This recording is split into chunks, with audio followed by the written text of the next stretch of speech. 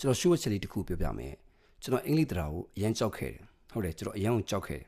tense တွေ preposition တွေ article တွေဒါတွေအလုံးကကျွန်တော်ရှုပ်ထွေးစေခဲ့တယ်တရားစာအုပ်တွေကိုကြည့်လိုက်တိုင်းအိမ်ငိုက်နေခဲ့တယ်တခါတလေကျွန်တော်ကိုကျွန်တော်တော်မိုင်မဲလို့ခံစားရတယ်ကျွန်တော်ဘယ်တော့မှမတက်နိုင်တော့ဘူးလားလို့လည်းတွေးမိခဲ့တယ်အင်္ဂလိပ်စာကျွန်တော်တို့လုံးဝမဟုတ်တော့ဘူးလို့လည်းတွေးမိခဲ့တယ်ဒါပေမဲ့တနေ့မှမထင်မှတ်တာတွေတစ်ခုဖြစ်ခဲ့တယ်ပေါ့ဒါပေမဲ့အဲ့ဒါတွေကသိငယ်တယ်ဒါပေမဲ့အားရဖို့ကောင်းတယ်ဗျာကျွန်တော်ဘဝအတွက်တော့အဲ့ဒီကစပြီးတရားကျွန်တော်ရန်သူမဟုတ်တော့ဘူးသူကျွန်တော်မိတ်ဆွေဖြစ်လာတယ်ဟုတ်တယ်ကျွန်တော်မိတ်ဆွေပေါ့အဲ့တော့ဒီနေ့မှာကျွန်တော်အဲ့ဒီဇလန်ကိုအစင်းစင်းပြောပြမယ်ပြီးတော့မှတ်ထားပါကျွန်တော်တော့လုံနိုင်ခင်ခင်ဗျားတို့လည်းလုံနိုင်တယ်အဲ့တော့ကျွန်တော်ဒီခီကိုအတူတူထွက်ကြရအောင်ကျွန်တော်ចောင်းသားဘောကအမြဲတမ်းမှတ်မိနေတဲ့အရာတစ်ခုရှိရဲ့အဲ့ဒါကျွန်တော်ဆရာမကျွန်တော်တို့အမြဲတမ်းပြောတယ်စီးမြင့်တွေကိုတင်ယူပါတရားကိုတင်ယူပါတဲ့ဒါပေမဲ့စီးမြင့်တွေကနားလည်ဖို့ခက်ခဲခဲ့တယ် past perfect future continuous စသဖြင့်ပေါ့နော်အဲ့နမိတ်တွေကအဲ့လိုအစမ်းကြီးတွေနဲ့စခဲ့တော့ software မတိုင်ခင်အရာအားလုံးကျွန်တော်အလွတ်ချက်ခဲ့ရတယ်ဒါပေမဲ့တရက်ပြီးရင်အားလုံးမိတ်ပါနောက်ရက်ကျတော့ကျွန်တော်ပြန်ပြီးတော့ကျွန်တော်ခေါင်းထဲမှာဗလာပြန်ဖြစ်နေပြန်ရောအဲ့ကျွန်တော်စိတ်ညစ်တာပေါ့နော်တော်တော်စိတ်ညစ်ခဲ့တယ်ကြာရှုံးသူတယောက်လိုလည်းကိုယ့်ကိုခံစားရတယ်တခါလေစူးစမ်းတော့မစူးစမ်းကျင်တော့ဘူးပေါ့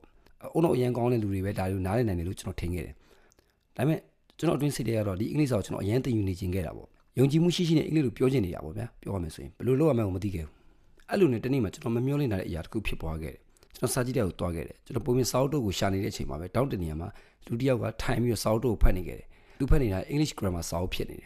်ဒါပေမဲ့သူမျက်နှာပြုံးနေပြီးတော့သိ serious ကိုလည်းမပေါက်ဘူးပေါ့နော်အဲ့ဒါကျွန်တော်လည်းအန်းတင်သွားတယ်အတူတရားကိုတကယ်ပဲနှစ်သက်တာလားဆိုပြီးတွားမိခဲ့တယ်သူကကျွန်တော်ကိုကြည့်ပြီးဟုတ်တယ်ဘာလို့လဲဆိုတော့သူကတရားကိုလေးလံအောင်တက်တက်မဟုတ်ပဲနဲ့တရားနဲ့ကစားတယ်ဆိုပြီးပြန်ဖြစ်ခဲ့တယ်တရားနဲ့ကစားတယ်ဆိုတာကျွန်တော်ထပ်မေးခဲ့တယ်ဘလို့ကြီးလဲပေါ့သူကပြန်ပြောတာပေါ့နော်သူစီးမြင့်တွေကြီးပဲမဟုတ်ပဲနဲ့ပြောစရာတွေဥပမာတွေလက်တွေ့ဘဝပုံမြင်တွေနဲ့သူတရားကိုတင်ယူခဲ့တယ်ဆိုတဲ့အကြောင်းကျွန်တော်ပြန်ရှင်းပြတယ်ဒါပေမဲ့အဲ့ဒီခိုက်တဲ့နေရာကျွန်တော်တို့ကတော့တခုပြောင်းလဲစေခဲ့တယ်တေးငယ်တဲ့အတွေးခေါ်တွေတခုပဲပေါ့ဒါပေမဲ့ကျွန်တော်တို့ကတော့မျောလင့်ချက်အများကြီးဖြစ်ခဲ့တယ်အဲ့ဒီညမှာကျွန်တော်အိမ်ကိုပြန်ခဲ့တယ်တရားစာအုပ်အဟောင်းတွေကျွန်တော်ပြန်ကြည့်ခဲ့တယ်ကျွန်တော်ပြုံးပြီးတော့ပြန်ပိတ်လိုက်တယ်အဲ့နောက်မှာကျွန်တော်မတ်စုစာအုပ်တို့ကိုကျွန်တော်ကောက်ယူပြီးတော့နေ့စဉ်ပြုလုပ်ခြင်းဆိုပြီးတော့ present simple tense ပထမနေ့ဆိုပြီးတော့စရေးလိုက်တယ်စာမျက်နှာ10မျက်နှာကျွန်တော်မဖတ်ခဲ့ဘူးကျွန်တော်နေ့စဉ်ပြုလုပ်တဲ့ဝါကြ၅ကြောင်းပဲကျွန်တော်ရေးခဲ့တယ် I wake up I brush my teeth I eat breakfast I go to the walk I sleep at 10 p.m. ဒါပဲ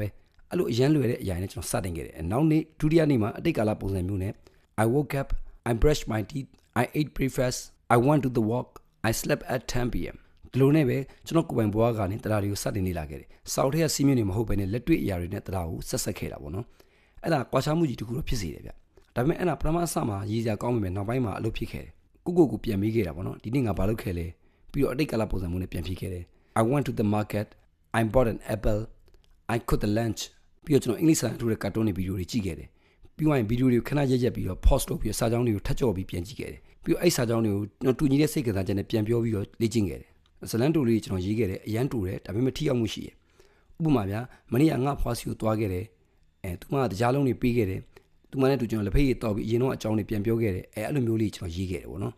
်ပြီးတော့ကျွန်တော်အမားရေလုံးမိတဲ့အခါတိုင်းလည်းကျွန်တော်စိတ်အားမငယ်တော့ဘူးလက်မလျှော့တော့ဘူးကျွန်တော်ပြုံးနေလိုက်တယ်အမားတိုင်းကဆရာလေးတယောက်ကကျွန်တော်ကိုလာပြီးပြန်လည်ပြုပြင်မှုပြောပြနေတယ်လို့ကျွန်တော်ခံစားပြီးတော့ပြန်လည်ပြင်ဆင်ခဲ့တယ်ပြီးတော့အဲ့ဒီအမားတွေကကျွန်တော်စီးမြင့်တွေထပ်ပို့တင်ပေးခဲ့တယ်နိုင်စင်နိုင်ကြာကျွန်တော်မမလေးလာစရာမလိုဘူးဈေးကြီးတဲ့အတန်းတွေလည်းကျွန်တော်သွားမတက်ခဲ့ဘူးဒါပေမဲ့ကိုဂရီးတစ်ခုတော့ပေးခဲ့တယ်တနေ့ကငါအရာသေးသေးလေးတစ်ခုကနေငါစပြီးလေ့လာမယ်ဒါပဲတရားအချက်တစ်ခုကိုတစ်ခုတရားတစ်ခုဥပမာတစ်ခုစာကြောင်းတစ်တစ်ကြောင်းတစ်ဖြည်းဖြည်းကျွန်တော်ပိုအားကောင်းလာတယ်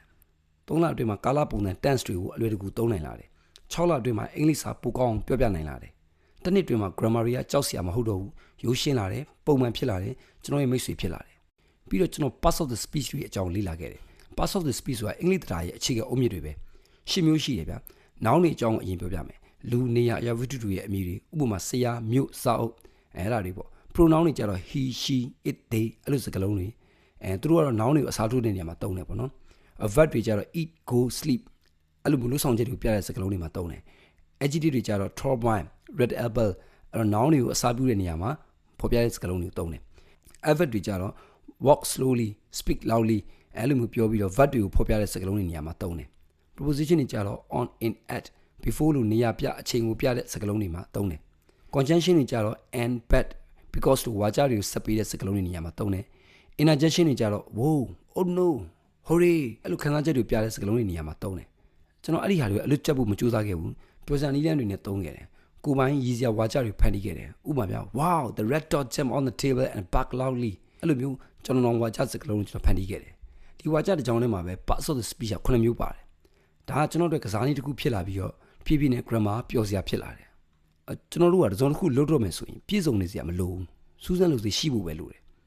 အဲ့တော့ grammar ဆောင်ရွက်ပွဲတွေအတွက်မဟုတ်ဘူးလေ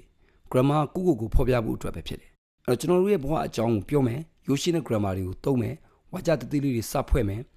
present tense လက်ရှိအချိန်နဲ့စမယ်ကိုယ့်ရဲ့တနေ့တာကိုပြောပြမယ် I eat rice I go to work ပြီး past tense ကိုချိန်မယ် I ate rice I want to work ပြီး future tense ကိုသွားမယ် I will eat rice I will go to work ဒါပဲအဲ့လိုမျိုးကျွန်တော်စတင်လေ့လာပြီးပြောစရာတွေဖြစ်အောင်လုပ်လို့ရတယ်မိတ်ဆွေတယောက်လို grammar ကိုသဘောထားလို့ရတယ်ကြောက်စရာလည်းမလိုဘူးအမားတရားလုံးမိတော့အမားတစ်ခုစီကနေပြီးတော့ကျွန်တော်တို့ကပြန်နေတင်ယူပြီးတော့ကျွန်တော်တို့ grammar English skill ကိုပို့ပြီးတိုးတက်လာအောင်အသုံးချလို့ရတယ်အဲ့ဒါကြောင့်အခုတယောက်က grammar ဆိုတာ boring ပြင်းစရာပဲလို့ပြောလာရင်ကျွန်တော်ပြုံးပြလိုက်တယ်အကြောင်းကအမှန်တရားကိုကျွန်တော်သိနေတယ်လေ grammar ကကျွန်တော်တို့ရန်သူမဟုတ်ဘူးသူကျွန်တော်တို့ power ကျွန်တော်တို့ကအဲ့ဒီ power ကိုမှန်ကန်တဲ့အနေနဲ့သုံးတတ်ဖို့ပဲလိုတာကျွန်တော်လည်းမျိုးကြောက်တဲ့ရှုပ်ထွေးနေချက်တက်နေတဲ့ကျောင်းသားတယောက်က grammar ကိုသိယူနိုင်ခဲ့တယ်ဆိုရင်ခင်ဗျားတို့လည်းသိယူနိုင်တယ်အဲ့တော့ကျွန်တော်တို့ကဒီနေ့ခြေလမ်းတေးသေးလေးတစ်လမ်းနဲ့စတင်မယ်မနေ့ပြန်နောက်တစ်လမ်းနောက်တစ်နေ့နောက်ထပ်တစ်လမ်းဆက်လမ်းနေုံပဲဆက်သွားမယ်လက်လျှော့စရာမလိုဘူးအဲ့လိုမျိုးဆက်သွားနိုင်မယ်ဆိုရင်ကျွန်တော်တို့ English grammar skill ကပိုပြီးခိုင်မာလာလိမ့်မယ် grammar ကလည်းကျွန်တော်တို့လွယ်ကူလာလိမ့်မယ်တနေ့ကျရင်တယောက်ကကျွန်တော်တို့ English grammar ကိုဘယ်လိုကျွမ်းကျင်အောင်လုပ်ခဲ့တာလဲလို့မေးလာကြလိမ့်မယ်အဲ့လိုမေးလာခင်ရင်ခင်ဗျားအဲ့ခါကျရင်ပြုံးပြပြီးတော့ကျွန်တော်ဇလန်းလေးတစ်ပုဒ်ပြောပြပါရစေဆိုပြီးတော့ဒီအခုဇလန်းလေးကိုအစားဆုံးပြောပြလိုက်ပါအားလုံးပဲကျေးဇူးတင်ပါတယ်